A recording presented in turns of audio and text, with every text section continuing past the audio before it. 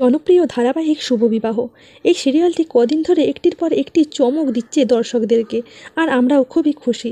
আজকেও আমরা দেখতে পাবো সোনামণি সাহার নতুন চমক, কিভাবে ঠাম্মিকে বোকা বানিয়ে ফেজ বসু মল্লিকের কথা রাখতে নিজেই সেই পুজো মণ্ডপে এসে উপস্থিত হয় এবং এত সুন্দর করে সেজে আসে কেউ তাকে চিনতেই পারে না। পুরো সিরিয়ালটি দেখার আগে বন্ধুরা প্লিজ চ্যানেলটিকে সাবস্ক্রাইব করে নাও এবং ভিডিওটি ভালো লাগলে অবশ্যই লাইক করো এবং কেমন লাগলো কমেন্ট বক্সে জানিও। ফুদার আবার একটি পরীক্ষার সম্মুখীন হয়। এইবার পরীক্ষা নেয় তার স্বামী, তাকে বলে যে তুমি সব পরীক্ষায় উত্তীর্ণ হয়েছো, এইবারেও তোমাকে এই পরীক্ষা বুদ্ধি দিয়েই উত্তীর্ণ হতে হবে, দেখি তুমি কিভাবে কি করো, তোমাকে ছাড়া এই পুজোর আরতি আমি করব না, তাতে যে যতই বলুক, কারণ এই পুজো পুরো ক্রেডিটটা তোমার, আর তোমাকে ছাড়া এই গজাননের আরতি আমি তো কোনো মতেই করব না। এই মল্লিক বাড়ির পুজো এবং ঠাকুরের এই আয়োজন দেখে সবাই খুবই খুশি এবং খুবই আপ্লুত।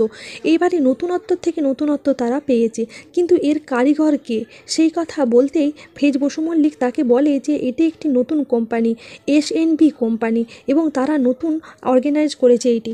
তারা হয়তো খুব বেশি নাম করেনি, কিন্তু তারা যে কাজে দক্ষ এইটা তাদেরকে এক রাতের মধ্যে প্রমাণ করে দেখিয়েছে। সবার সাথে কথা বলতে বলতেই শুভ সময় চলে আসে।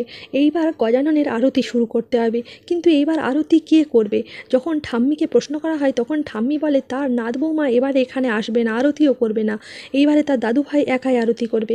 কিন্তু দাদুভাই তো একা আরতি করার পাত্র নয়, সে বারবার অপেক্ষা করতে থাকে ফুদাময়ী তাকে কিভাবে এসে সাহায্য করবে, কিভাবে তাকে আরতি করবে।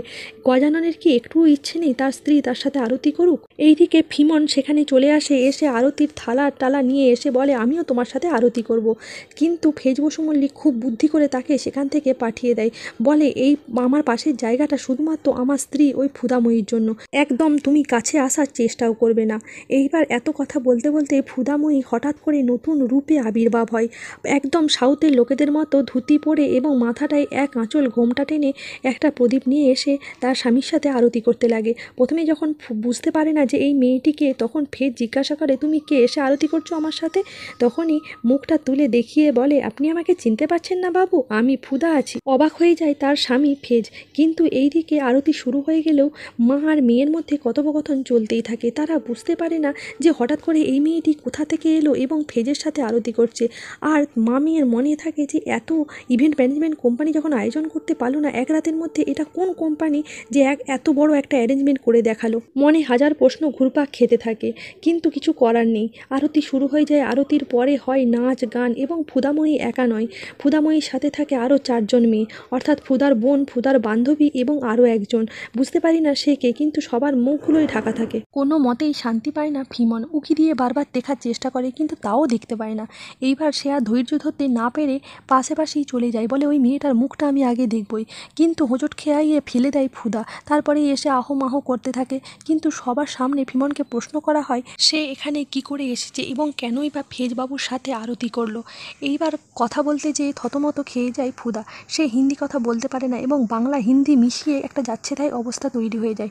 তারপরে ব্যাপারটি ম্যানেজ দেয় ফেজ এবং তাকে জিজ্ঞাসা করলে নাম, সে বলে তার নাম হলো রাধা। গণপতির কাছে প্রথমেই ক্ষমা চেয়ে নেয় এই নামটি বলার জন্য, কিন্তু কিছু বলারও নেই।